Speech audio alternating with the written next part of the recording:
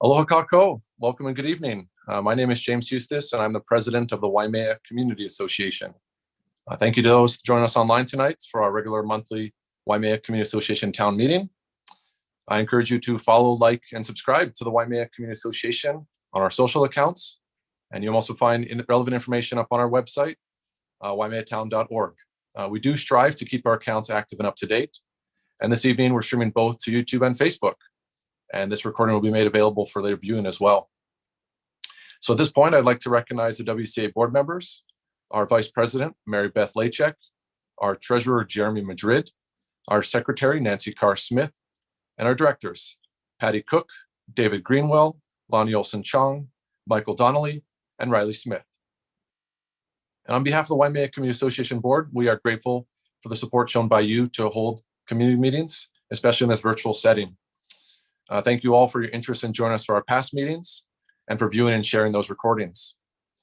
The Waimea Community Association is a nonprofit organization that strives to promote open participation by all of the Waimea community, develop leadership, and support the smart growth of the region. And if you'd like to support the work that we have done and help continue our effort in connecting with our community, you are more than welcome to donate and join as a member. You can visit our website, waimeatown.org, for more information, or send us an email at waimeacommunityassociation@gmail.com for more information. Your contributions and your membership allow us to reach out and connect with the community in this setting and support the work that the WCA has done for the past 60 years. Mahalo nui. This evening, we're going to begin with a few community updates and a spotlight of our nonprofit of the month. And then we will spend the majority of tonight's meeting learning about our Hawai'i Island energy portfolio, projects that are moving forward, and the challenges we face, as well as our future potential. We've allocated some time to share your questions with our presenters tonight, and we appreciate the community members that have sent in questions ahead of time. We'll also try and capture some of your questions in the live chat feed. So please use the live chat to pose your questions, and we will do our best to share them with our guests here this evening. And thank you to the fellow board member, Riley Smith, for joining me here this evening and presenting these questions. So to start things off, I'm going to welcome back Captain Evangelista and Community Policing Officer Justin Cabanting to share with us a few updates. Welcome, Captain and Officer. Thank you. Thanks, you guys. Good evening, everybody. We'll start off with Justin. He'll give us our crime report for the month. All right, perfect. Thank you, Cap. Hello, everyone. Thank you for having me back. Officer Robinson wanted to be here, but he had other things he needed to take care of. But a couple announcements before I get into the crime report. We're gonna skip coffee with a cop this month. We got a lot on our plate that we need to take care of. Another reminder, school started, so we know buses are around. I was very happy to see people stopping for the buses when they pick up and offload children. I was actually on the road today, and I saw that a community stop, for the kids. What else I got? Be on the lookout for our newsletter. It should be ready by next week, so I'll email that out. Please share that. And I had the opportunity to meet Jessica Histo at the charity walk in Waikoloa. She told me, she kind of told me what she does, and I look forward to doing partnering up with her and doing a community project with her. But so as far as South Kohala crime report, we had about 8 assaults. We had 0 burglaries for the month of August. Although we had 11 criminal property damage investigations. We did initiate 6 drug cases. We had 0 robberies, and we did initiate 11 theft cases on top of that. We had 4 UEMV cases initiated by our officers. The only ones that stand out to me is the drug cases. I noticed 2 of them, of course, they had meth and marijuana, but 2 of them did test positive for cocaine. So if you see stuff on the ground or in a small zip pack, please don't touch it. Give us a call. Our officers are trained. They have the equipment to come and handle that kind of situations. Other than that, that's a quick snapshot of our crime report for South Kohala, and I'll give it back to the captain. Thanks, Justin. Normally we would go over our traffic report as well, but it being the first of the month, we haven't had time to compile all of our stats for last month. So yeah, that'll be in the newsletter though when it comes out sometime next week. I wanted to mention that September is National Suicide Prevention Month. Recently, the 988 number went live nationwide. So anyone who needs to get put in touch with any kind of resources for suicide prevention can just dial 988. Also, there's a website, 988lifeline.org, which has some resources and tips. For example, they have the slogan #BeTheOne2. And some of the steps there are ask the person if they feel suicidal, if they're thinking about suicide or hurting themselves. Hey, it's okay to ask them. You're not encouraging them. You're just trying to get a feel for where their head is at. Another tip they say is to be there for somebody. People who have somebody to be there for them are less likely to feel depressed and more likely to feel hopeful. And then do what you can to keep them safe by putting them in touch with resources, which 988 can help you with. The next thing I wanted to mention is we have Labor Day weekend coming up. Holiday weekend, long weekend. We all know it's a celebration weekend. Just want to encourage everybody to be safe on our roads. If you plan to consume alcohol or anything else, any other intoxicants, arrange for a designated driver, please. Please, please, please use a designated driver. If you can't manage a designated driver, then please reconsider your consumption. Don't drink, drive sober, please. We will be out there. We have enforcement plans throughout the weekend. We will be doing static DUI roadblocks, which means we'll be in one place and you'll get screened as you drive through. We'll also be doing DUI patrols. We'll be looking for seatbelts and distracted drivers and child restraint citations. And the last thing I wanted to mention, segueing by child passenger safety stuff, is later on this month, the week of the 18th through the 24th is Child Passenger Safety Week. A couple of things we're doing around that is, again, we're going to be doing enforcement projects to encourage people to correctly use their child passenger safety restraints. And we're sending some people to a child passenger safety restraint class, which will teach them how to look for properly installed restraint systems and also to educate people in case they didn't know how to properly install their systems. Again, though, everyone, please, please, please drive safe this weekend. Watch out for your fellow community members and be responsible on the roads. Thanks, everybody. Thank you, Captain Evangelista and Officer Cabanting. Great to have you on here with us, as always, and appreciate all that you do for our communities. Mahalo nui. And we're grateful to bring back a kind of other aspect of our meetings, our community health update. And so for our community health update this evening, we're grateful to join from Kipuka Keola, or Coco, as some of you might know, CEO and clinical psychologist, Dr. Franco Aquaro. Welcome, doctor. It's good to have you on here with us this evening. Thank you for taking the time to join us. Aloha mai kako. Dr. Claren Kealoha Bode is actually the CEO, and she was sorry. No, that's right. She was planning on being here at Kalamai. She couldn't make it. So I'm the chief operating officer and the other clinical psychologist. I'll give the update. It's nice to be here. It's been a long time since I've attended one of these. I apologize. And I appreciate getting the chance to share a little bit about COCO. I think I have 5 minutes or less. So just let me know, James, as I go, whether I'm approaching that. A little bit about COCO. We were founded, Claren and I founded the clinic in 2013 as a nonprofit. And then in 2017, we moved it into federally accredited rural health clinic status. So we're the only independent rural health clinic in the state, meaning we're not attached to a larger system of care, a hospital or something like that. So we're a standalone rural health clinic. And if you know rural health clinics as FQHCs, also the goal of these kinds of organizations is to serve rural areas that are medically underserved. And Hawai'i County is a medically underserved area, meaning don't have a lot of providers, right? So all of our directors at COCO, myself and Dr. Claren and Dr. Ken Riff, the 3 directors, we do part-time administration, and then we also are providers. So we provide our own specialties. We have 17 staff at COCO across 4 disciplines. We have primary care services, we have psychiatry services, we have behavioral health services, and we have what we call traditional healing, which is our native Hawaiian healing of Lomi Lomi, La'au Lapa'au, and acupuncture. So we operate as a multidisciplinary team. So ideally kind of a one-stop shop. People can come in and get those kind of different needs met. We have about 3,000 active patients and see a little over 10,000 encounters a year. I'm sure I don't know everybody here, but if you're in this community and you've made it through COVID, it's been a hectic few years. Healthcare is, obviously it's been really taxed, and particularly the behavioral health aspect of healthcare has been taxed. So we've seen a real increase, as other agencies have, around the need for mental health services for individuals and couples and families. The compression of not having social connectedness due to the COVID protocols, sometimes families or peer groups, families all being kind of co-located for much longer periods than they're used to.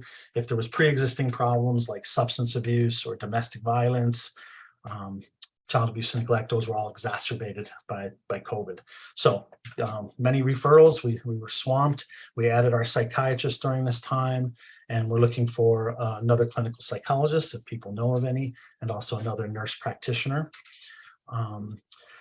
We have a number of grants going, and I'll just mention a couple of them, and you'll kind of get a feel for what we do at HELCO. We consider ourselves a Native Hawaiian rural health clinic, meaning we serve the whole community, but we have a special emphasis on addressing the health disparities that Native Hawaiians suffer in particular. But we do serve the whole community. In fact, about half our clients are Native Hawaiian and the other half are not.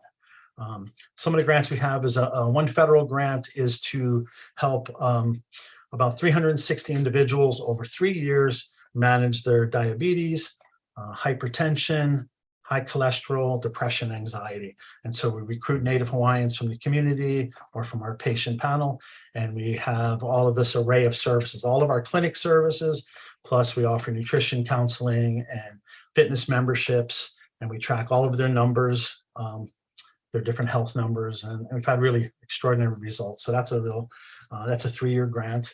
We have a number of OHA grants, and the one OHA grant that I think is interesting was in response to the overuse of, or often overused pain management, pain medications for clients. So what we wanted to do is introduce 150 Native Hawaiians to their traditional practices of lomi and la'au to manage chronic pain without, maybe perhaps reducing their reliance on pain medications. And that's been going really, really well. What else can I say? We're part of the Kuleana Health Consortium. We're happy to be a part of that. And with that focuses on health literacy in general. So trying to get underserved minorities or vulnerable populations more aware of how to benefit and access healthcare services, not just COCO Clinic, but any of the various clinics. And we're also part of an HMSA Foundation Hui, just learning how to collaborate with grassroots organizations around the state to serve underserved populations.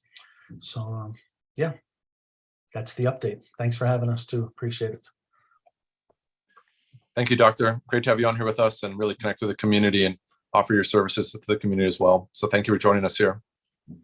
Really important aspect you bring to the community with the community health in the mind, and really, especially after coming out of COVID. So really grateful for your services that you provide. Thank you. Next up, we're going to be hearing from Phyllis Kanekuni, who oversees our Thelma Parker Library Outreach Programs and is here really with us tonight to share some exciting news about an event that's happening this month. So welcome, Phyllis. Thanks for joining us. Thank you, James, and thank you to the Waimea Community Association for having us this evening. Aloha, everyone. I'm Phyllis with Thelma Parker Memorial Public Library of the Hawaii State Public Library System. By way of background, since 2017, our library has been part of the NASA at My Library initiative to promote STEM learning in our community. We're one of 135 public libraries across the country and the only library in the state of Hawaii selected for this program. We're very excited to be hosting our first NASA at My Library in-person outdoor event in more than 2 years. Our web First Images celebration will be held from 10 a.m. to 2 p.m. on Saturday, September 10th. As you might have guessed, we're celebrating the release of the first science images from the James Webb Space Telescope, NASA's next great observatory.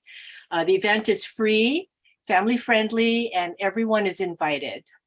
We'll have a variety of educational space science activity stations staffed by our amazing partners, including Canada France Hawaii Telescope, the Girl Scouts of Hawaii, Imiloa Astronomy Center, the NASA Solar System Ambassadors, University of Hawaii Institute for Astronomy, and the WM Keck Observatory. It'll be a fun day. If you have any questions, please call the library at 808-887-6067 or visit our website at librarieshawaii.org. Thank you again for having us tonight, and we hope to see you all at the library soon. Thank you. Wonderful, Phyllis. Thank you so much. Looks like an exciting event, and we hope everyone can attend and be there.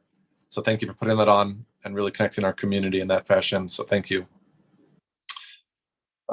Next up, I'm just going to share a couple of other small community updates that are happening in the community here. So first up, we have this weekend, as the captain mentioned, is Labor Day, and we're all probably out doing a couple of things in the community. So the first one is a rodeo event that's happening in our community here. So let me share this up on the screen so that you can see this here. So both days this weekend, well, the 3rd and the 4th rather, there's a rodeo happening at Parker Ranch Arena. There are tickets available up on the Parker Ranch Roundup Club website, and I will link that in the chat in a moment. But there's some information there about general inquiries on the website, as well as if you want to email some questions. And then there are also a couple other things. That's one thing that's related to that, and I'll share this other one here. There's actually a lei papale contest. So if you are into making lei papale, then there are a couple of categories you can enter, and there are some prize winners that will be awarded as well. So the information's there up on the screen. This information is also found up on the Park Ranch Roundup Club website. So I'll be sharing that here. Next up, we have something that's happened a little bit later this month. The Annunciation Food Pantry is holding another one of their food drive-through food pantry events here at the Annunciation Catholic Church on September 13th and the 27th. So grateful for their support and supporting our community members and our residents here in Waimea. And then the other one I have is kind of looking a little bit further down the road, is the Ironman 2022. And this is just kind of giving the heads up. And we talked about it in the South Park traffic safety meetings, but this event is coming up in October, and just something to keep on your radar that this is happening over 2 days. So it's happening on Thursday, October 6th and Saturday, October 8th. There's also a call for volunteers. They are in need of a few thousand volunteers to help with this event for both of those days. So if you are part of an organization or you're interested as an individual to help out, I would encourage you reaching out to Ironman, and I will link their website, particularly for the World Championship, up on the chat here in a moment. But this will also be impacting our highways, so to keep that in mind as you're traversing to work those days and on that weekend there. So just a couple things there for the community to think about and get excited about. So thank you for letting me share those couple there.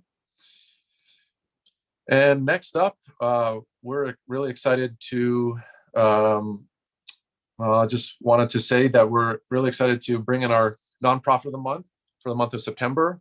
And Waimea Community Association spotlighting the Hawaii Diaper Bank as our nonprofit of the month. And tonight we're joined by Jessica Histo, who's the founder and president of Hawaii Diaper Bank, to really share about the organization's work provided to our local families, as well as an upcoming event, community event, to further their efforts. So welcome, Jessica. Thanks for joining us here. Thank you, James. And thank you so much to the Waimea Community Association for having me. My name is Jessica Histo. I don't know how many of you guys have seen our sign as you pass by. We're actually in the old vape shop in the old bric-a-brac building. We've been here for about 2 years. We actually started in 2016. My son outgrew his diapers, and I was trying to donate them to somewhere that would take them. And there's actually a national diaper bank network. And at that time, Hawaii had no official diaper banks. So I did a diaper drive in 2016. and collected about 4,000 diapers, distributed into local women's shelters. 2017, we hosted a second drive. And then in 2018, we actually incorporated under Hawaii Children's Action Network, and we became the state's first official diaper bank, as well as the only one serving Hawai'i Island. It started out of my home. So that was interesting. My son's room became the diaper bank. We were serving about 4 community partners at that time. Basically what our model is we incorporate a community partner model. So obviously when it was out of my home, I couldn't have people just coming to my house. So our partners were so amazing, not just because they helped us reach more families, but the whole reason for that is that we can connect these families to other resources that they might not even know that they need. Diapers are super expensive. They're not covered by things like WIC or SNAP. Those are food benefits. So when it comes to things like basic essentials, families are kind of left scrambling. There's a small amount of TANF money, but usually that goes to other things and not really able to be used on diapers at that point. So I'm actually a nurse by trade, labor and delivery. So it was just kind of crazy to me the more I dove into this nonprofit side just to see the need. Especially when COVID hit, our referrals basically tripled. We're currently serving over 400 kids a month, island-wide.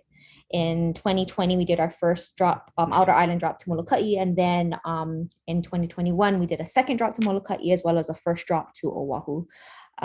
At this point, last fiscal year, we served over 1,800 kids within the Big Island community. So that's pretty significant in the sense of what our population is here in terms of our low-income families. So while we do ask our partners specifically focus on kind of that low-income area, we also just help families in need, basically. That's kind of what the pandemic showed us. When it hit, all these families who were living paycheck to paycheck, right, those Alice families, they all of a sudden needed our services when they didn't need them before. I'll take a quick tour around the bank for you guys. I'm actually here now, so I'm going to be wrapping diapers later after I log off, so I'll turn off my camera so you don't get distracted. But this is our diapers right here. We also do things for special occasions, makana packs, so family reunification, birthdays. We do a big program during Christmas time. So they have not only the diapers and wipes, but they have books, toys, clothes, hygiene products, blankets, accessories, things like that. Whenever people give us like diaper genies or bottles, we've actually had to do a lot of formula recently because of the shortage. We rely mainly on donations. We've been lucky enough to grow and actually get a few regular grants coming in. It was only until about last year that I actually started getting paid for it. So it's been just a volunteer-run organization for the last couple of years. I've been really blessed and fortunate. We have a great amount of volunteers that just donate their time as well and help keep things going. Captain Evangelista's wife is my right-hand man. She's amazing. She keeps me organized because if I left my own devices, this place wouldn't look so great. There would be stuff everywhere.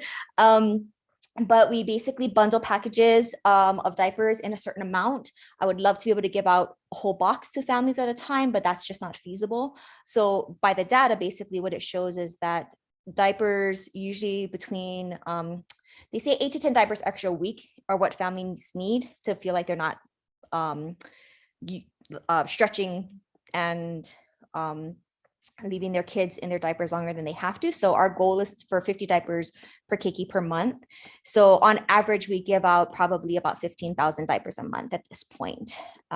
Since our founding, we've given out over 1.2 million donations. Again, these are not only the diapers, but wipes, clothes, books, all of those types of things. So it's pretty amazing to see the growth, but you know, we still got a long ways to go. And so we're really happy that we're able to serve the community in this way. National Diaper Need Awareness Week is coming up in September 24th to October 2nd. So we're right after the other awareness week. We will be having our annual Wipeout Diaper Need event. This one is actually going to be a family-friendly event here in Waimea. So it's going to be at the Keck headquarters over here. We're going to have live entertainment, food, craft vendors, and entertainment. So Lopaka Roots will be joining us. We might have a local halal to kind of set things off. We're getting our 4th Hawaii County proclamation, and we're hoping that Mayor Roth will actually be able to present it. The Hawaii County is actually doing a diaper drive for us for the month of September, which is really great. They did one last year as well. And then we got our 3rd state proclamation. So a lot of really cool stuff happening. I'll send a separate email to James, just has a little bit more info about us. We're waiting on one more potential corporate sponsor for our event itself. So our flyer, I've been sharing here and there, but it's not like official yet, but I'll send that as well. So you guys have to save the date. And we're just looking forward to hosting it in person, because the last few years things got shut down. But we're really hoping that it's something that we can grow upon, and just again to kind of serve the community, not only just for the families we serve, but the local vendors and things that it'll bring in people. We're hoping the people from the farmers market see us, but then also that we bring in people who don't normally come to Waimea on the weekends. So but yeah, that's it. Thank you so much, Jessica. Wonderful to learn about what you do for our community and our residents and our family. And thank you so much for sponsoring that event and putting that on and really getting the community involved in this need to take care of. So thank you so much for all that you do. Grateful to have you join us as well. And so I did post in the chat on the streams, if you're interested in supporting Hawaii Diaper Bank, please visit their website, hawaiidiaperbank.org, to support their efforts and really get involved. So thank you so much again, Jessica. Really great to have you join us. So this event that Jessica talked about and the other events that I mentioned, we do try our best to post these up on our Facebook page. I know there's a lot of traffic that goes there, and we wanted to point out a couple of these events that are just around the corner or even looking ahead a little bit. But if you or an organization that you're affiliated with need help in spreading the word, please don't hesitate to reach out to us. You can visit our website, waimeatown.org, or email us at waimeacommunityassociation@gmail.com if you need to get a hold of us or need help in reaching out. One other thing I'd like to mention is we're still kind of going through this transition time and still need to remain a little bit thoughtful and diligent about COVID. And it really still continues to be our kuleana. So please stay home if you're feeling under the weather. Wear masks where and when appropriate. Get tested if you suspect exposure. And do consider getting vaccinated if you haven't had the chance. And as noted by the Department of Health, our state will soon be receiving the new bivalent boosters to protect against the multiple subvariants. So this may be something you want to consider as you look ahead to the holiday season in particular. So if you have any questions about that, or we do encourage you to visit hawaiicovid19.com, which is the state COVID-19 portal, or even the Hawaii County portal at hawaiicounty.gov/coronavirus. Well, that's all we have on updates. It was great to spotlight a new nonprofit here. So thanks again, Jessica. And we're going to transition into kind of our main event here this evening. So grateful to have a bunch of other people to share with you this evening. And for our main portion of tonight's agenda, we felt it really important to revisit some of our past conversations about energy and our transition to renewable sources here in South Kohala, as well as across Hawai'i Island. With the state goals on the horizon, we feel that this is an important topic to revisit from time to time, as well as an understanding of our current systems. So to kick things off and to start this dialogue, we're grateful to be joined by Jennifer Zelko-Schlueter, who's the Director of Government and Community Affairs, Marc, the Director of Integrated Grid Planning from Hawaiian Electric, as they provide us an overview of systems here on Hawai'i Island, how renewable energy projects move our portfolio forward and integrate with current systems, their anticipated benefits, as well as the efforts to identify additional projects. So I want to welcome Marc and Jennifer, as well as their team here on the call. Thank you for taking the time to join us here this evening. Mahalo. Thanks, James. And really thanks, Sherry, for sharing the screen.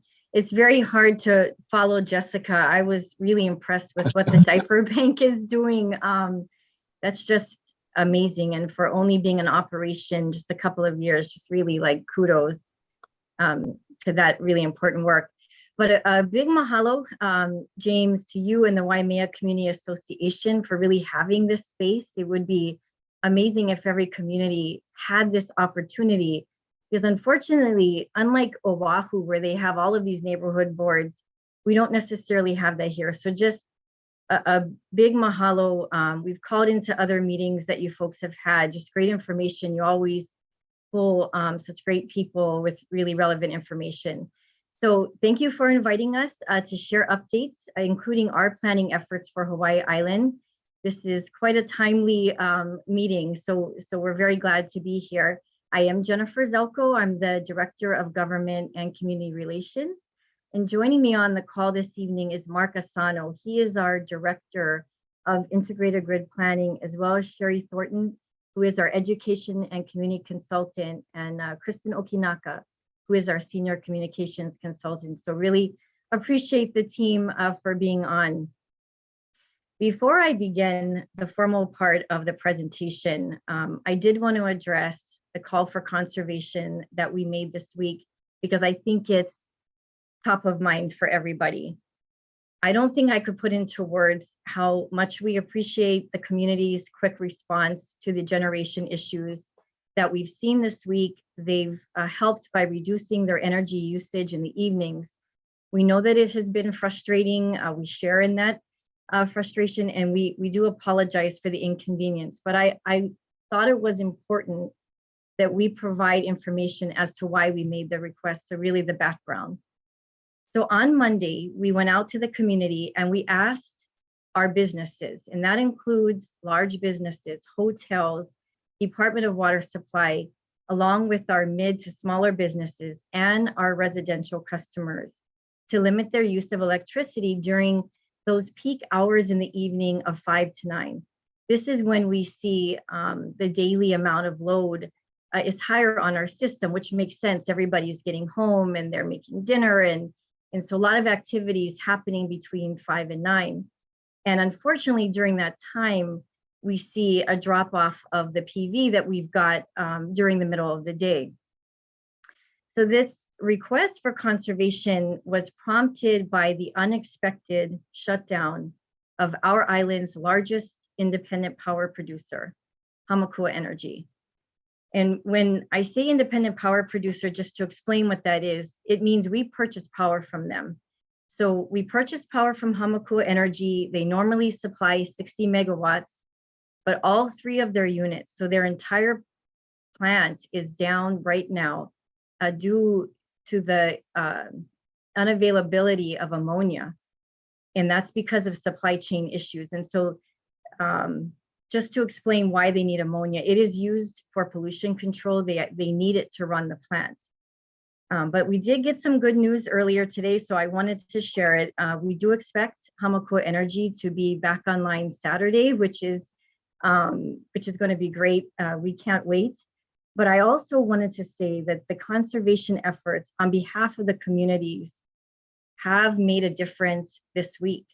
It has helped to ensure that we've had sufficient power to meet that early evening peak demand, and it's prevented us from having to initiate any rolling outages over the last few days. So I think one of the questions that people have, so I think it's important we address it, is, well, don't you plan for contingencies for something like this? Well, contingency planning is always part of our work. It has to be. When Puna Geothermal Venture went offline in 2018 due to the lava flow, we lost 38 megawatts. It was gone off the system.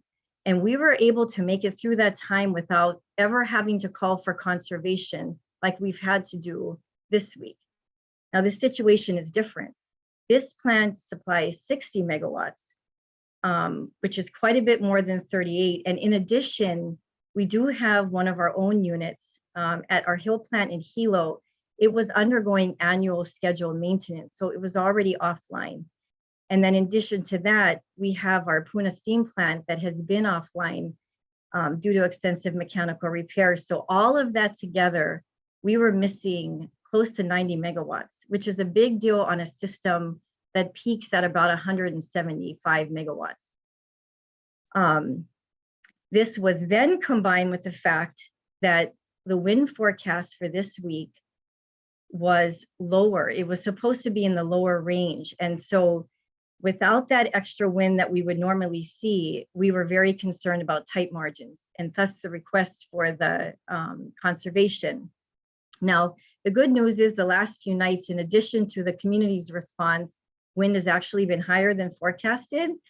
So that was great. And then again, we are hoping and have heard that Hamakua Energy will be back online by Saturday. We want to thank the community in advance for your help over the next couple of nights while we get through this situation. And then just one other note, because it's an added good news, and it just was announced today. Our customers will be seeing lower bills for September. And that's reflective of the first significant drop in oil prices that we have seen since March of this year.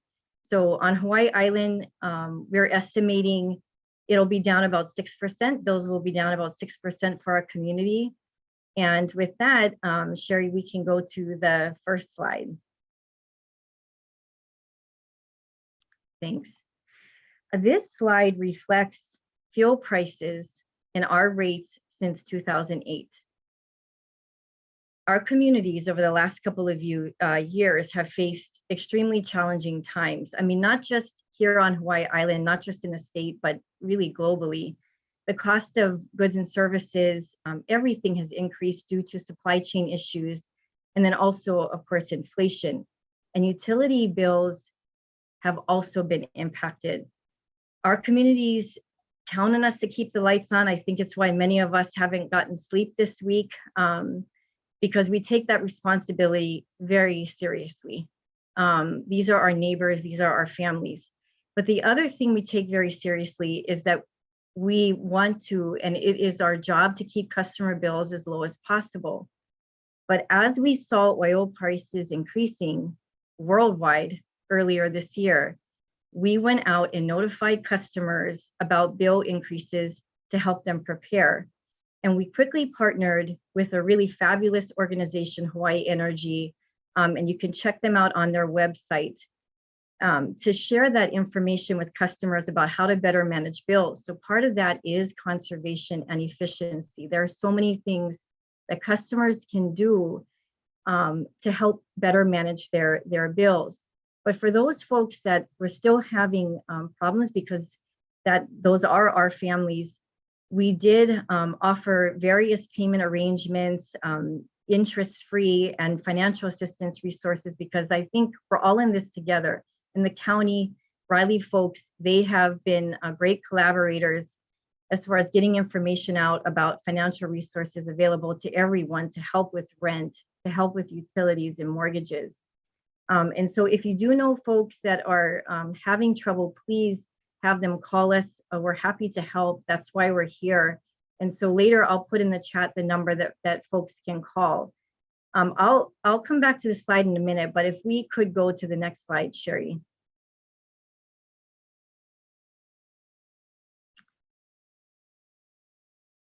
So I think the question on everyone's mind, because it should be, is why are energy bills, or why did they increase with fuel prices? And why are we seeing them decrease now with fuel prices when 60% of Hawai'i Island's energy comes from renewable resources? It doesn't make sense. Well, this map shows the different types of generation on our grid. We have the traditional generation, like our Keohole plant in Kona and our Hill plant in Hilo. And then we've got the renewable generation, and that's the hydro, the wind, the geothermal, the solar, and the biofuels. More than half of the energy that currently powers this island, we purchase from independent power producers. And we do this through long-term power contracts. We have 4 long-term contracts for renewable energy that are tied mostly to the price of oil. They're circled here in red on this map. And I say mostly because Puna Geothermal Venture in East Hawaii, part of their contract is actually not tied to the cost of oil. Why would renewable energy, why would we be paying the price of fuel Well, these contracts were negotiated in the 1990s and 2000s. And at that time, the federal government required utilities like Hawaiian Electric to buy power from independent power producers at the current price of oil. And you might have heard the term avoided cost of oil. That's what that means. Why would they do it? Well, it was an incentive for developers to invest in renewable energy. This came after the energy crisis of the 70s. The government wanted folks to get out of fossil fuel, to get into renewable energy. And so they had to provide this incentive, some return for these developers. So again, this means that as the price of oil increases in fuel, the price that we're paying for wind, the price that we're paying for geothermal, most of it, and the price that we're paying for hydro currently also goes up. And similarly, like we're seeing this month with the price go down, we're paying less for renewable energy because the cost of fuel has decreased. So if you go back one slide, Sherry, because I wanted to point this out. In 2016, we on Hawai'i Island, that is when the price of fuel was the lowest we had seen in over a decade. Hawai'i Island customers saw the lowest energy bills in over a decade. And so again, the cost of fuel makes up over 50% of your bill. It makes a difference. And I think part of what Marc is going to talk about today and part of what we're really doing is getting off of these contracts that are tied to the price of oil, getting new renewable energy contracts on that are, again, at fixed rates. Now, these current contracts, they remain in place until, of course, they expire or they are amended. And every contract since 2009, that's when the federal law that I mentioned earlier, they had done away with that law. All of them are now fixed rates. So any new contract after 2009, they are not tied to the cost of oil.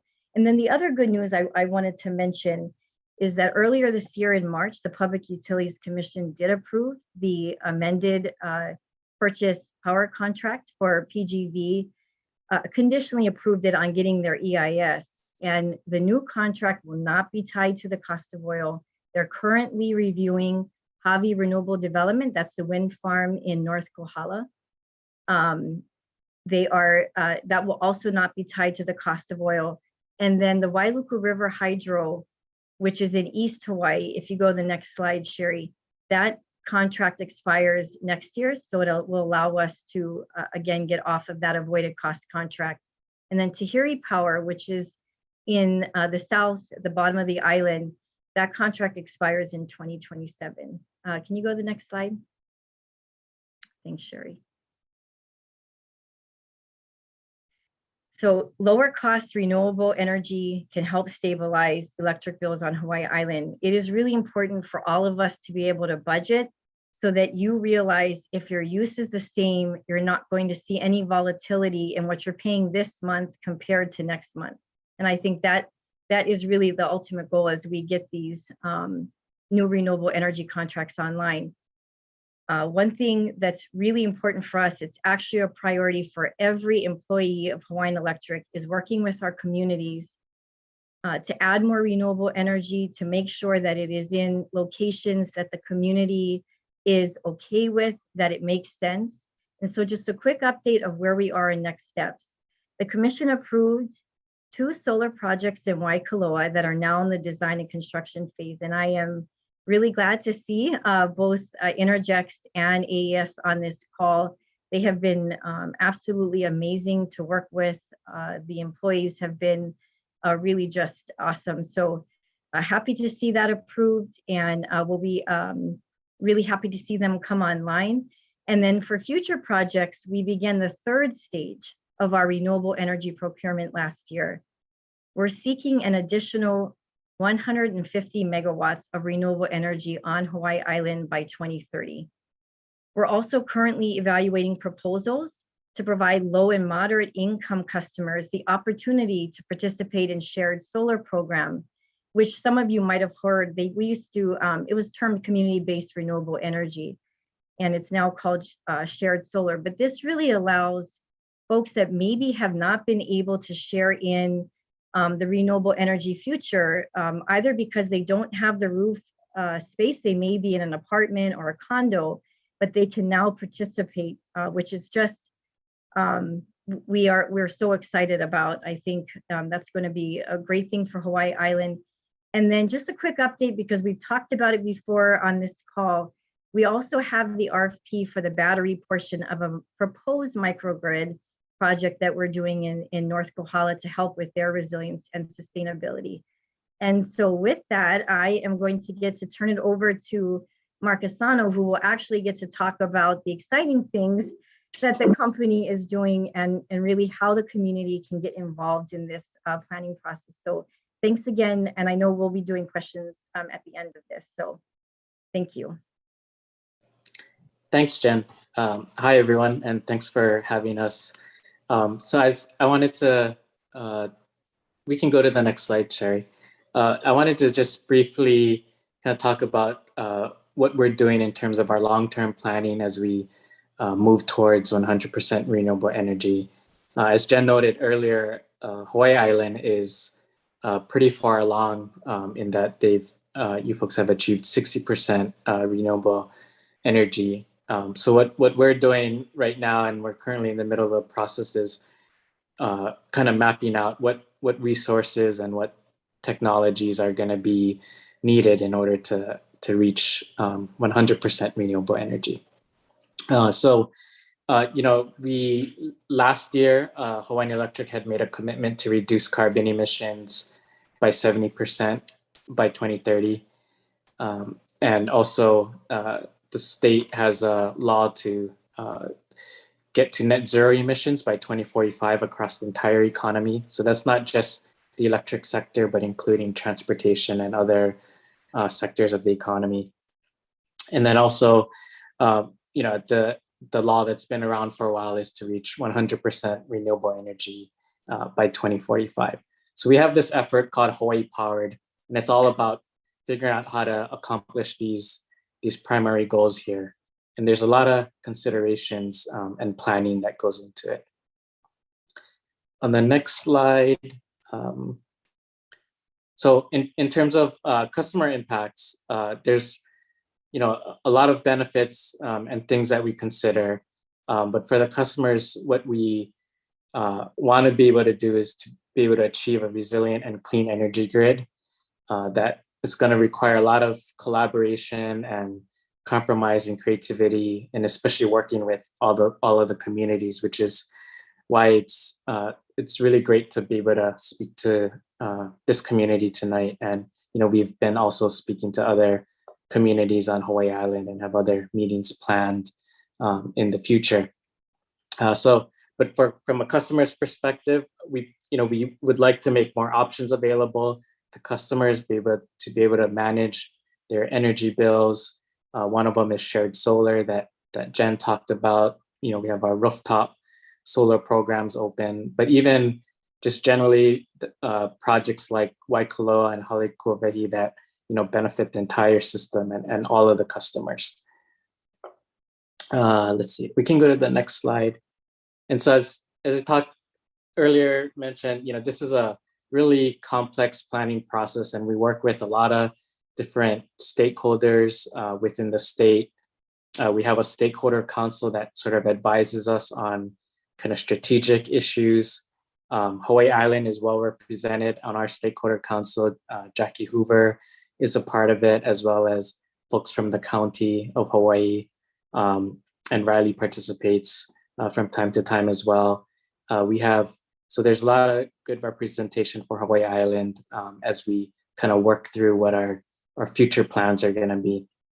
But on this slide, what I kind of showing here is just all the different things that we consider, time, affordability. And that's one of the things that Jen highlighted is as we bring on these new renewable projects, they're fixed price contracts, so they're not tied to the volatility of oil. So once we sign these contracts, the price of that energy is pretty much set without any escalation for the next 20 years or so. And one thing I do want to highlight is, as we look at these solar projects that are coming up, land use and community impacts are really important to us. And so those are the things that we want to discuss with all the various communities. So the next slide, and that's where we look to get input from everybody. So we welcome your input. I'll provide some resources at the end where you can provide that input. But we have requests for proposals where we solicit and ask developers to submit new proposals for projects. We're continually looking at ways to improve the process and provide benefits to communities that are hosting these projects. And then this concept about renewable energy zones, which we can get into more detail in the future, and we'll have more information on our website, but it's really working with communities and figuring out where we can build more projects that will benefit everyone in the long run. With that, on the last slide, I just have some information. Yep, thanks, Sherry. Some information. You can contact us at that email address, igp@hawaiianelectric.com. You can also visit our website, hawaiipower.com, and we have a monthly newsletter that goes out, so you can sign up there as well. And we're continually adding more content to this webpage as we progress through the long-term planning process. So James, yeah, I think that was our last slide, James. So we can take questions. No problem. Thank you so much, Marc. I really wanted to give you and the team there at Hawaiian Electric a little bit more time to talk about the current state of things, and really appreciate you being here, Marc and Jen and Sherry and Kirstin. Thank you so much for being part of this conversation. And we will have a little bit of questions and answers in a little bit after we hear from a couple of other guests here. So I'd like to really welcome in our next guest. Really excited to have and be joined by representatives of the two projects here that are moving forward in our district. Both these projects are detailed, are 30 megawatt solar fields with a battery storage capability. And we're eager to learn how these projects are progressing. So first up, I'd like to welcome in the AES team, AES Waikoloa Solar plus Storage team, and I'm grateful to be joined again by Shane Peters, who's the president of Peters Communication, Kirstin Punu, AES Senior Manager for Hawaii Project Development, and Kellin Walker, the AES Hawaii Senior Project Manager. Great to have you all here with us this evening. Welcome, Shane. Hello, James. Thank you all. Just give us a second here. I'm going to ask Kirstin to pull up our presentation and we'll get started. Wonderful. We'll do that. There we go. Well, awesome.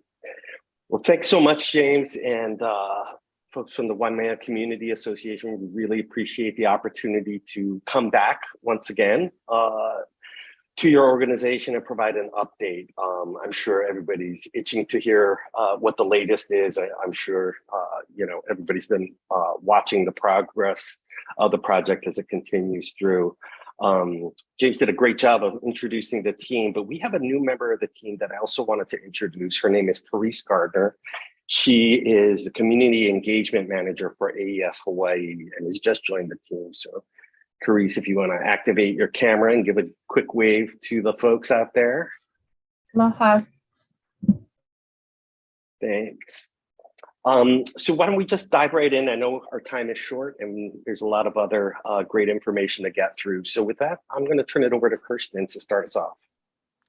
Mahalo. Thank you so much, everyone, members of the Waimea Community Association, leadership. The presentations tonight, I echo Jennifer's words, were just phenomenal. I always learn so much. So thank you, excuse me, for this opportunity. My name is Kirstin Punu. I'm a Senior Project Development Manager for AES, and we're going to provide you with some really exciting updates tonight. For those of you who aren't familiar with the project, who haven't heard from us before, just to kind of orient you to where the Waikoloa Solar plus Storage Project is along Waikoloa Road. It's about halfway in between Mamaloha Highway and Paniolo Ave. Again, the project is a solar photovoltaic system combined with a battery energy storage system. This project was selected by Hawaiian Electric Company as part of their stage 1 request for renewable dispatchable energy. It's sited on approximately 285 acres and provides power to Hawaiian Electric Company at a low cost fixed price over the 25-year term of the contract. Again, as Jennifer mentioned, these are projects that were signed into agreement after that law that she mentioned was no longer in effect. And so this is a fixed price over the entire term of the contract. It does not fluctuate with the cost of fossil fuels or oil.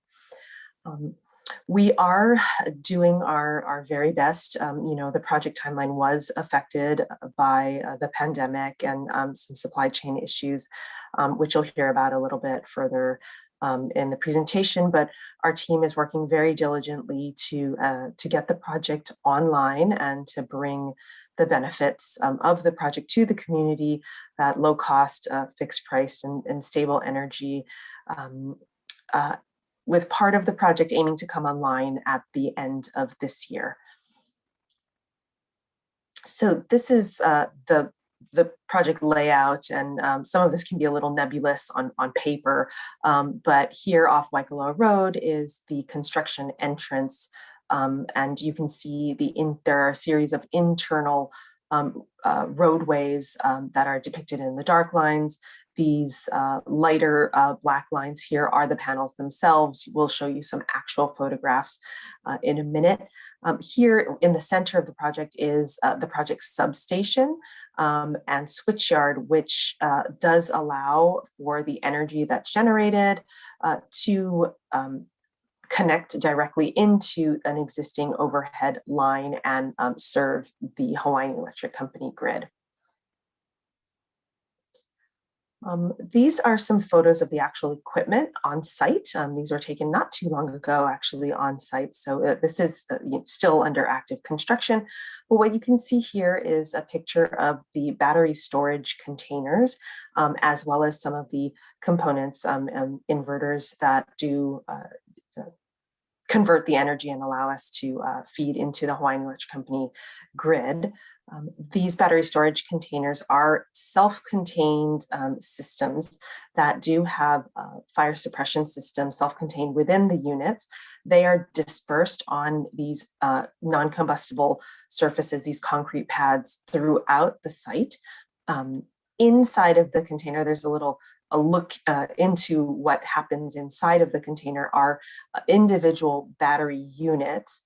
And again, these are all very, very safe, very reliable. We use equipment that is of the highest caliber and standard.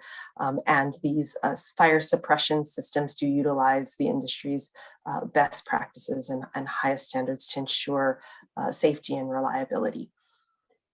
Again, these pads themselves will be surrounded by a gravel non-combustible material to ensure the utmost safety in the event of any sort of thermal event. And behind there, you can see the solar panels. Here's a picture more close up, and that depicts the racking systems that these panels are mounted on. This is a single axis tracker system. So you can see here the rows are spaced such that it allows for the panels themselves to rotate to follow the sun throughout the day, which does maximize production. Oh, wow, I only have one more minute. I'm going to turn it over to Kellin, my colleague, to run through our timeline as well as some of the site photos. Kellin, go ahead. Yeah, thanks, Kirstin. We'll just briefly run through all of these. So we started construction in April of 2021 with civil groundbreaking. Fast forward through a lot of trials and tribulations that we had to go through at this site. We are now getting ready to test the site. Actually, beginning next week, we'll begin some internal testing. So this is an update to this slide. It says October 2022, but we're actually going to be starting that testing in September. And we have a guaranteed completion date in our PPA of April of 2023, but we plan to try to bring on some power before then. You can go to the next slide there. Yeah, so on this site, safety is AES's #1 priority, our #1 value. So before we ever started, we went through and did a UXO survey for unexploded ordnance, cleared the site for any unexploded ordnance. We have dust monitors throughout the entire site to continuously monitor the dust, as well as water trucks that are continuously running to keep the dust to a minimum. Those of you who have been to Waikoloa know how dusty it can be and windy, especially. Like Kirstin said, the primary access is just right there off of Waikoloa Road. And if you ever need to get a hold of anybody for the project or have any questions, there's the hotline number there. And I think that we'll have a project website as well for you guys to see here as well. Here's just some photos of the site. So like Kirstin mentioned, these are, I think we're at time, but these are great photos. I'll let you. We'll run through here. Yes.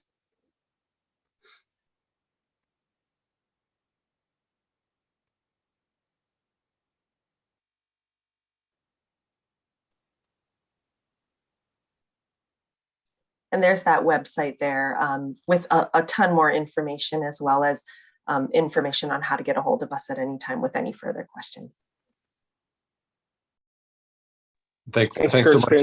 Yeah, thanks, Shane. Sorry about that. Yeah, no worries. Thank you. We'll just put our information in the chat so you guys have that contact info if you guys need anything. Thank you. Wonderful. And you'll stick with us here a little bit, and we have probably a couple of questions here to run by you, but I appreciate you and your team here joining us here this evening.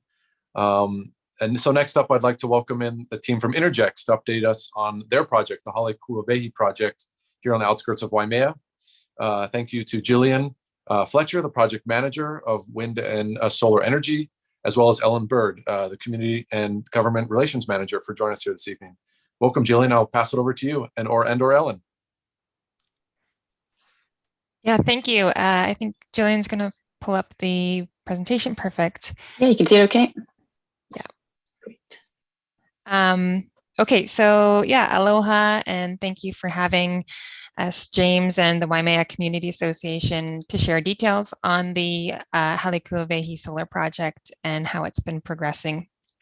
As mentioned, I'm Ellen, and I'm joined here with my colleague, Jillian.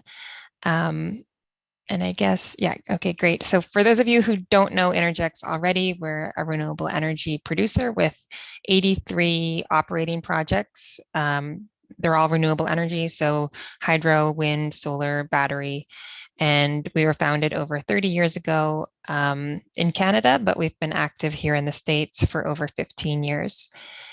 And on the next slide here, you'll see the 4 projects that we have power purchase agreements for in Hawaii. They are all solar plus battery energy storage projects.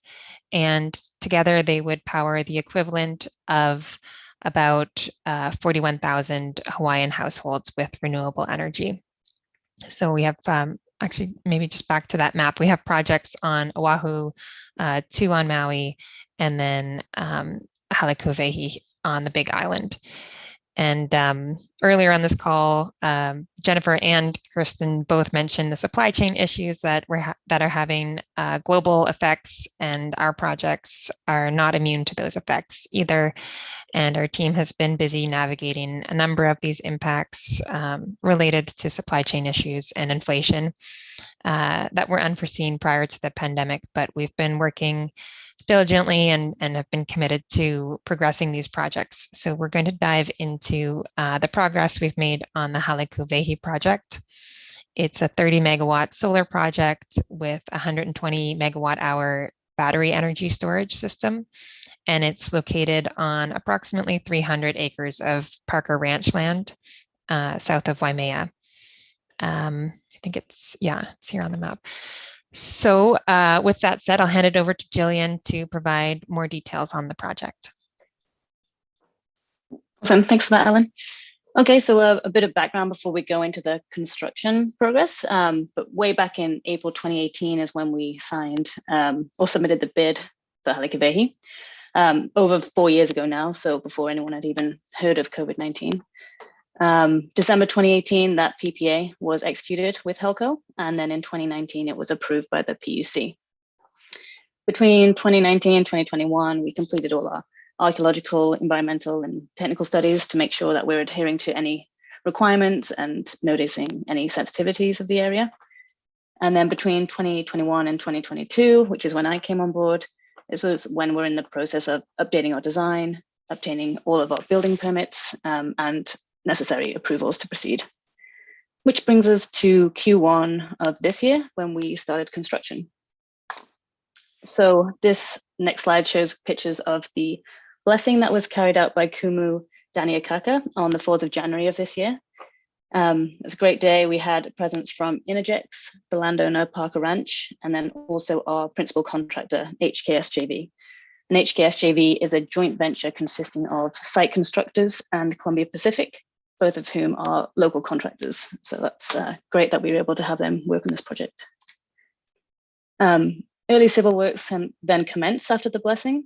So this included access road construction, laydown yard prepping, grading and grubbing of the areas, surveying, installation of silt fences, for example. So just a couple of photos here.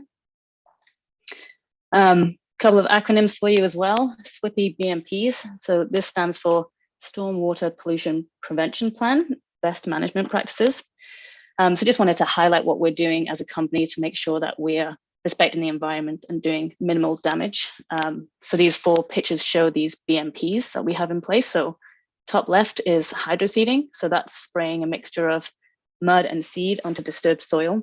We want that seed to germinate so it will stabilize the soil and prevent any erosion from storms causing sediment to flow off the site.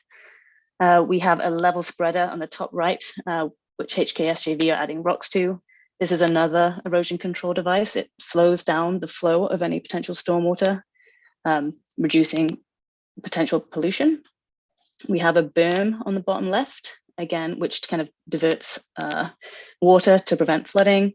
And then bottom right, we have the install of temporary fiber rolls. So if there was any surface water flowing across the site, these fiber rolls would stop sediment. So yeah, it just highlights how we really want to do a good job when we're on site.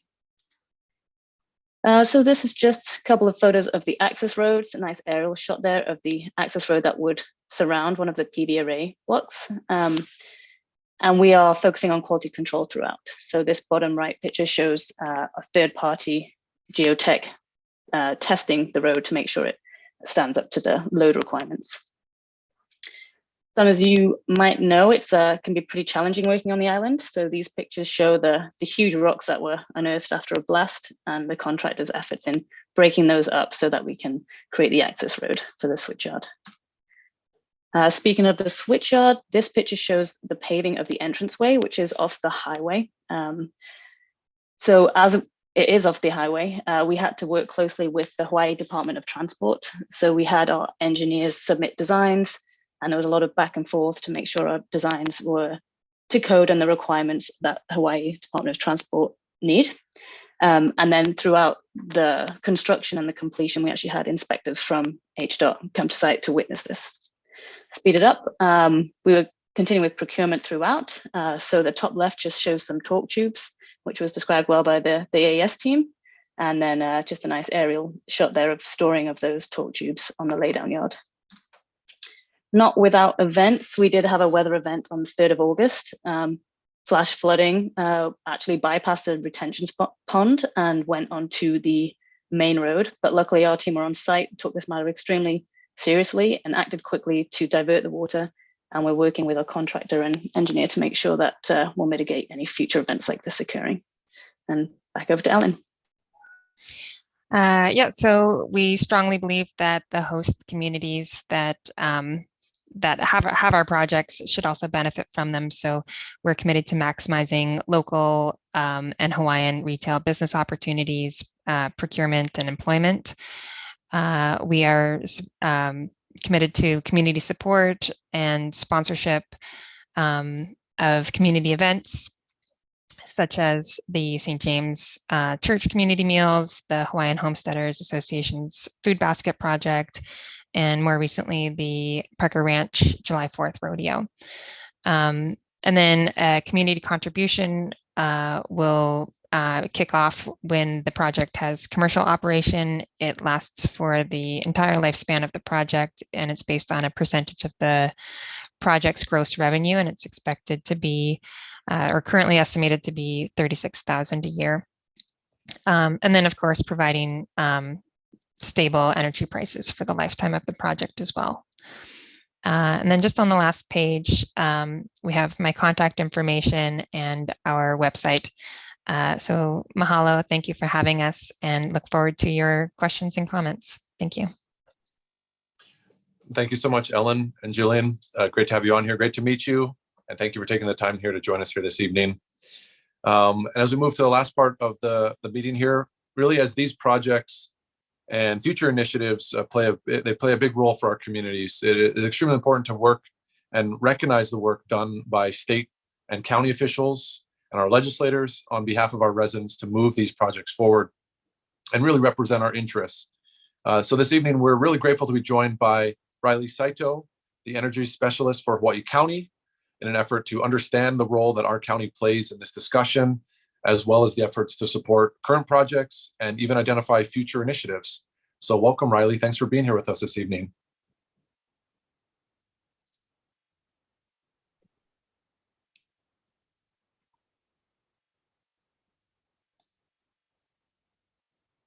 Okay, aloha and mahalo for this opportunity to present kind of what the county is going through. I understand where I'll speed it up, James.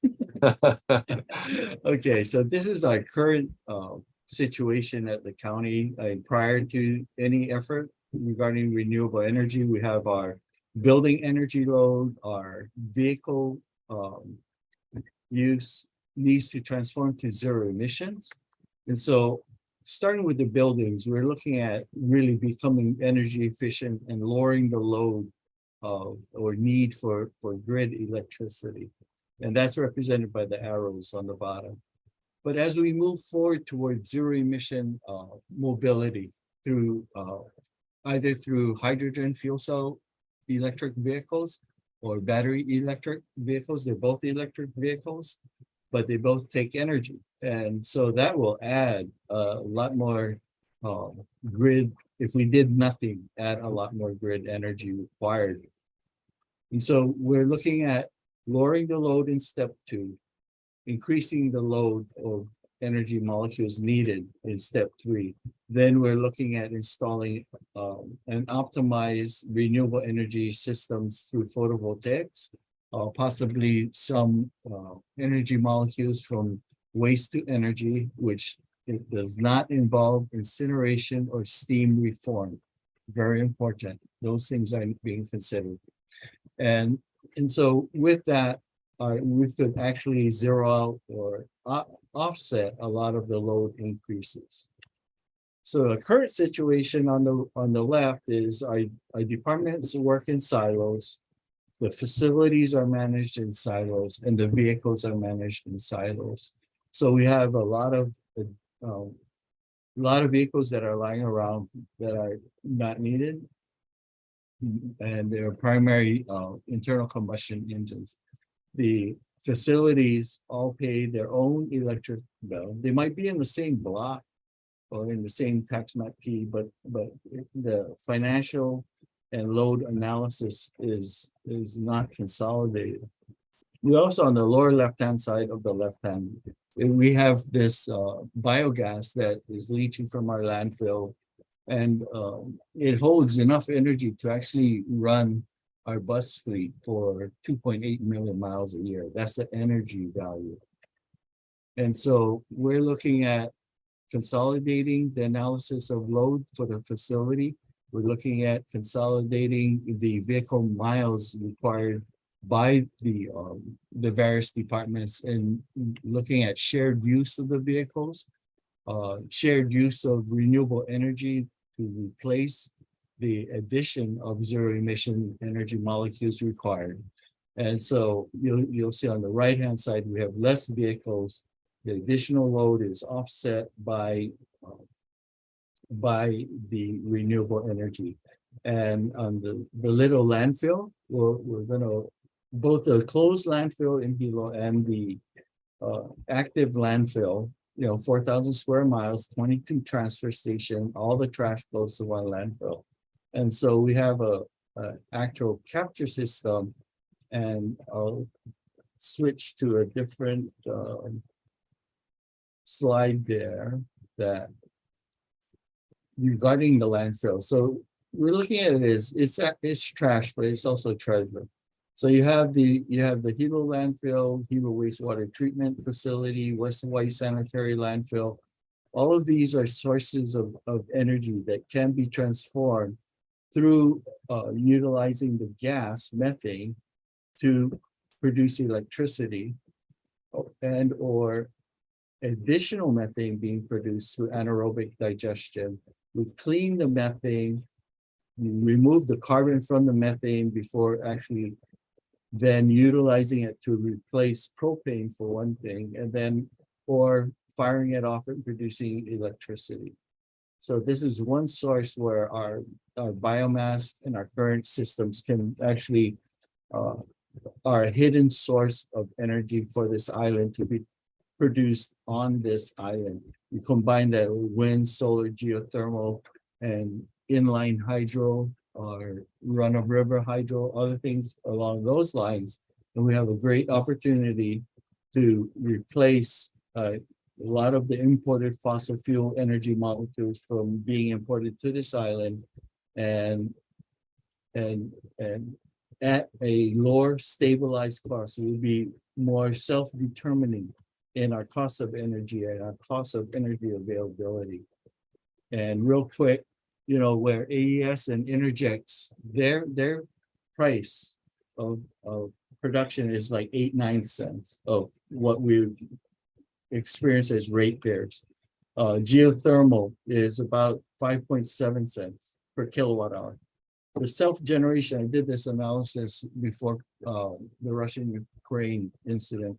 The self-generation of the utility firing off fossil fuel is 15.7 cents. That was a 2-year average. So these renewable energy projects coming online, 8-9 cents, 5.7 cents, is far below. I think Javi is little over 10 cents, is all what is being worked on.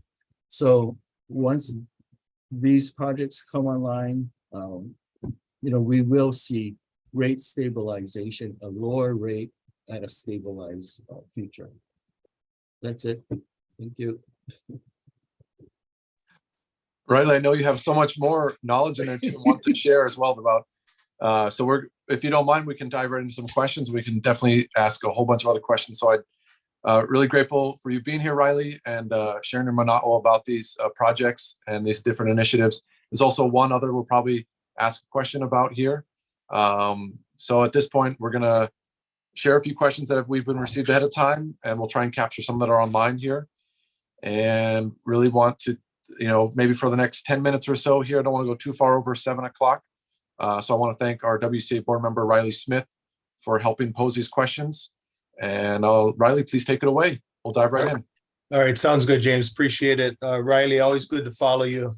Riley and I had in our former lives, he used to do PV at Maunalani, and I did it at Parker Ranch. So we go way back. So anyway, I'll start off with questions for HELCO. So Jen and Marc, whoever wants to take this first, Riley just talked about the alternative energy price per kilowatt hour, 8, 9, 6 cents. So what's the likely impact when AES and Innergex come online to the monthly electric bill, residential electric bill on this island when those lower cost providers come online? Marc might have a better answer than I do. I mean, I couldn't give a percentage right now, but if you look at the fact that fuel cost makes up like 53-54% of the current bill, as these new energy projects come online, that's a fairly significant difference than we're seeing right now. And so I don't know, Marc, if you've got maybe a more specific answer to that. Yeah, sorry, Jen, I don't have the exact numbers off the top of my head right now, but yeah, if you kind of just compare the current price of oil to 8-9 cents, it's some substantial savings. Okay. I guess one thing, Riley, you could look at is if you look at the price in 2016, that chart I had or Sherry had been showing, when the price of fuel was like under 10 cents, which is what you're talking about here, right? 8-9 cents, geothermal at a combined maybe 5 cents. I think you're talking about prices more in that range that we saw in 2016, which again was the lowest prices our customers had paid in over 10 years. Okay, sounds good. So maybe the way to summarize it is, aside from getting off fossil fuel, the likelihood of increasing electrical rates, it'll either taper off or go up slower. I think the message is that it will stabilize. Anytime these projects come online, there is always that upfront cost. For instance, with things like geothermal. I mean, there's a cost in that the developer has to recoup, but certainly a stabilizing of rates and not this up and down, which we've seen this year, really since March. Okay, thank you. Next related question. So, the Innergex project is near the truck park on Parker Ranch land off of Mamalahoa Highway. The AES project is on Waikoloa Road, pretty close to Waikoloa Village. So if I was a resident of Waimea or a resident of Waikoloa, and there was a HELCO power outage, due to the proximity of those sources in close relation, physically close to residential areas, would those residential areas benefit by having their power turned off last? Yeah, I don't think the grid doesn't work that way. And so I don't think that it would make a difference. I mean, basically the energy is taken from, let's say, AES or Innergex, and it goes onto the grid. And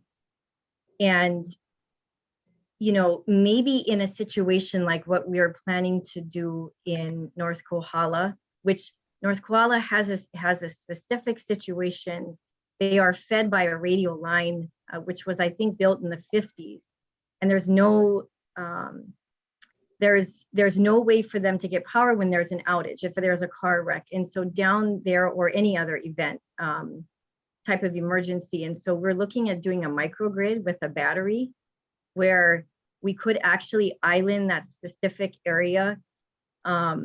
I mean, there's a cost to do a microgrid. It isn't an inexpensive, especially in today's world. But for places like North Kohala, when you talk about resilience to a community, it makes sense there. But I don't know, Marc, anything else on that? Yeah, the AES and Innergex projects are connected to what we call our transmission system, which is a different part of the grid than like, say, the residential and housing, where that's connected to the grid. So it wouldn't directly impact, say, providing power during an outage, but those projects are providing generally, benefits to the entire Hawaii Island grid. Okay, sounds good. I just thought I'd ask, somebody had always told me that if you were near a primary health center, like if you were next door to a hospital, your power goes off last and your internet goes off last. So I was just wondering if there's some benefit to be in certain communities. So thank you for that. Okay, a question for AES. Excellent project. It's so visible from the road and everything like that. You're right next to the transmission grid, so that's excellent. I'm glad to see that you guys are doing the tracker systems, because that's way more efficient and you're going to be able to generate more power. I know that you had submitted, and this is for AES, I know that you had submitted your proposal years ago, and there were supply chain issues and products that you needed from foreign countries. Were there provisions in your power purchase agreement that your price was adjusted for those changes in issues beyond your control? Thank you for that question, Riley, and thank you for the comments. Yeah, this has definitely been a process, and since we began this process, I don't think anyone could have possibly imagined when Hawaiian Electric Company put out their stage 1 request for proposals, what would have happened in the market. This project and this power purchase agreement recently did undergo a modification to the original power purchase agreement, which did include a very slight price increase of 1 cent a kilowatt hour to accommodate for some of the changes that have occurred, including the project needing to be redesigned to utilize new solar panels as the original panels that were envisioned and designed for the racking systems were unable to be procured.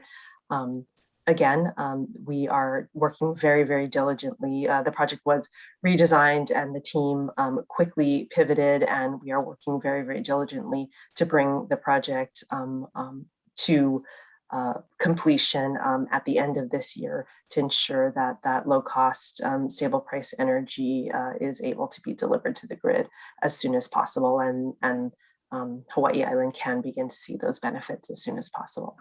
Awesome. Sorry, Thank Kirstin, I was just going to make one little correction there. The PPA amendment has a guaranteed commercial operation date of April 2023. But AES is, understands and recognizes the importance of getting these projects online as quickly as possible.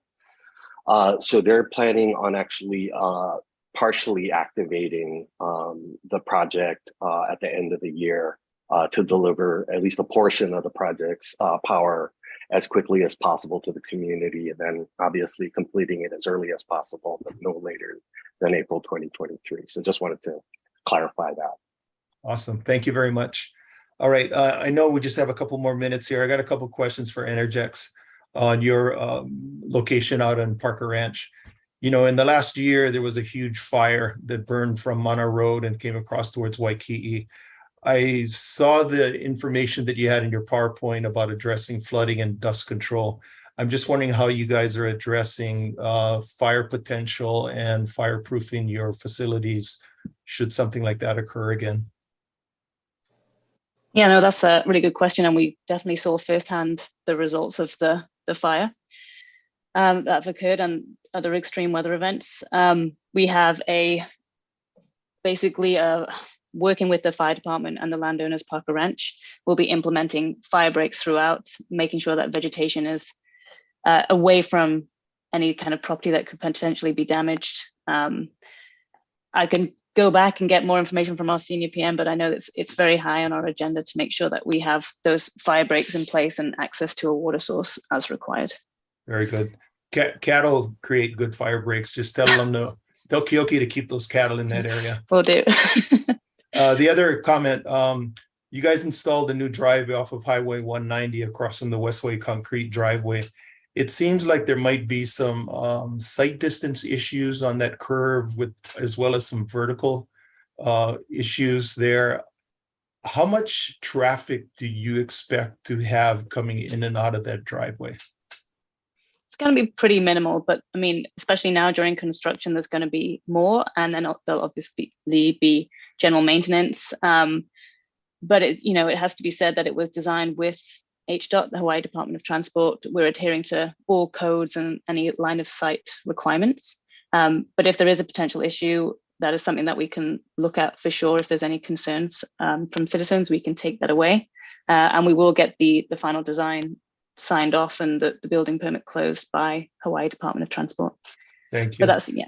I know that in most other state highways, when you make an interconnection, they usually require an acceleration lane and a deceleration lane for people to be able to slow down and accelerate to get up to speed. So I was kind of surprised that that wasn't a requirement by DOT, but good luck in getting all that done. It's usually a challenge dealing with the state agencies. Okay, last question. I know we're running out of time here. Mr. Saito, tell us how R&D, what role R&D can play in working with the Public Utilities Commission to address continually increasing power rates for our Hawaii Island customers. aside from everything you're doing with recycling the energy from the landfill and all that? No, we have been very, very active with the PSC. We've have a representation by Arizona State University with the Julianne Wrigley School of, I don't know, it's a law school. So we have a team of lawyers that we work with directly on the PSC dockets, on the grid integration plan, the performance-based regulation.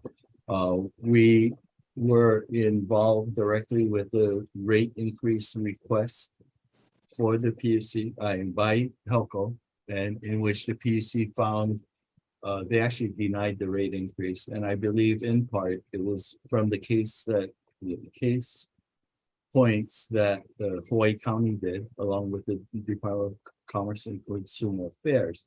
Now that said, what R&D does is we take the position of social equity, and I mean 57% of our households are in poverty or in ALICE, asset limited, income constrained, but employed. And so unless we voice that in a PUC setting, which is statewide, that voice will never be heard. And so we approach it from the standpoint of social equity, quality of life. And so we challenge the utility, but we also work very well with our utility, with Jen, with Marc. We've been working with them for years. And the plans that I speak to regarding installing PV and battery at our facilities, this is with the intent to allow the utility to have dispatchable reactive power from those batteries in the case of an emergency. So you're describing a power outage and all of that, a line break and having the battery available for a certain area. We would like to have the county facilities with PV and battery available for dispatch by the utility for that purpose, which is unheard of. But that's the type of relationship we have with the utility, and we work very well in a collaborative manner in order to benefit our island. Awesome. Thank you very much, Riley. We're all in this together, so we all need to work together, even though we do represent different interests. You know, we're all part of this. So thank you very much. James, I think we're running out of time, so I'll turn it back to you. Thanks, Riley. Appreciate that sentiment there. And I saw a lot of heads nodding about that in agreement. We're really all in this together in our island communities here. Yeah, you know, we could really spend a lot more time talking about these topics and these projects. One of the big elephant in the room that we'd love to talk about and revisit with the teams here, particularly you, Riley Saito, is our hydrogen initiatives as well.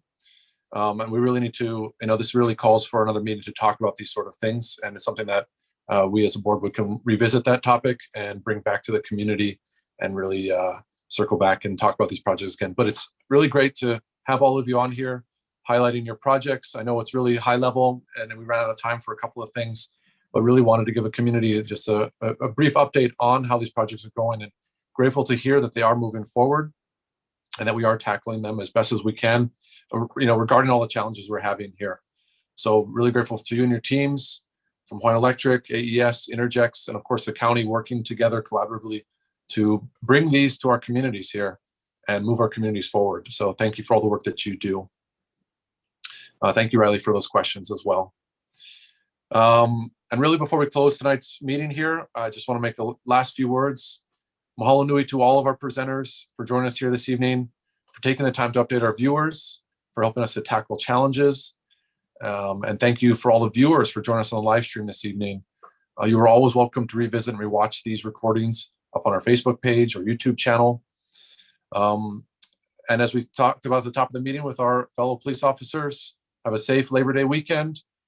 And on behalf of the Waimea Community Association Board, I wish you good health, be well, aloha. Thank you so much.